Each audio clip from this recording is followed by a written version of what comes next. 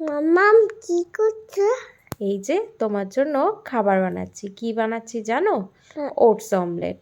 চলো তাহলে বলি কিভাবে বানাই। প্রথমে ওটসটাকে ভালো করে ধুয়ে নিতে হবে। কি করতে হবে? ভালোতে ধুয়ে নিতে হবে। তারপর সেটাকে কিছুক্ষণ ভিজিয়ে রাখতে হবে। কি করতে হবে? ভিজিয়ে রাখতে হবে। এবার যখন ওটসটা নরম হয়ে আসবে তখন সেটাকে মিক্সিতে দিয়ে ভালো করে পেস্ট করে নিতে হবে। ঠিক আছে? আর তাতে সামান্য একটু লবণ দিতে হবে। যদি বড়রা খায় তাহলে তাতে কাঁচা লঙ্কা কুচি, পেঁয়াজ কুচি এগুলো দেওয়া যায়, কিন্তু যেহেতু আমার ছোট্ট মাইটা একদম ছোট, তাই আমি লঙ্কা দেবো না। এবার তার মধ্যে কি করলাম, একটা ডিম ফেটিয়ে দিলাম। এবার ডিমটাকে ভালো করে পেস্ট করে রাখা ওটসের সাথে মিশিয়ে নিতে হবে। তারপর এটাকে কিছুক্ষণের জন্য ঢাকা দিয়ে রাখতে হবে যাতে ব্যাটারটা ভালো করে মিশে যায়। কি হয়ে যায় পাপা? মিশে যায়।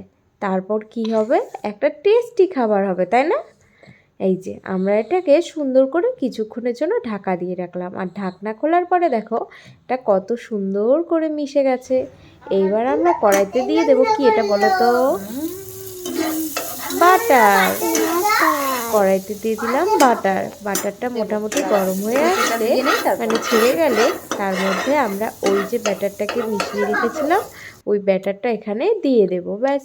যদি বড়রা খাও ধনেপাতা কুচি, পেঁয়াজ কুচি, গাজর কুচি এই সমস্ত সব কিছু এর সাথে মিক্সড করতে পারো। তারপর দেখো কত সুন্দর করে উল্টে গেছে আর কত সুন্দর হয়েছে। আর খেতে কিন্তু খুব ইয়াম্মি হয়েছিল, তাই না মাম্মা?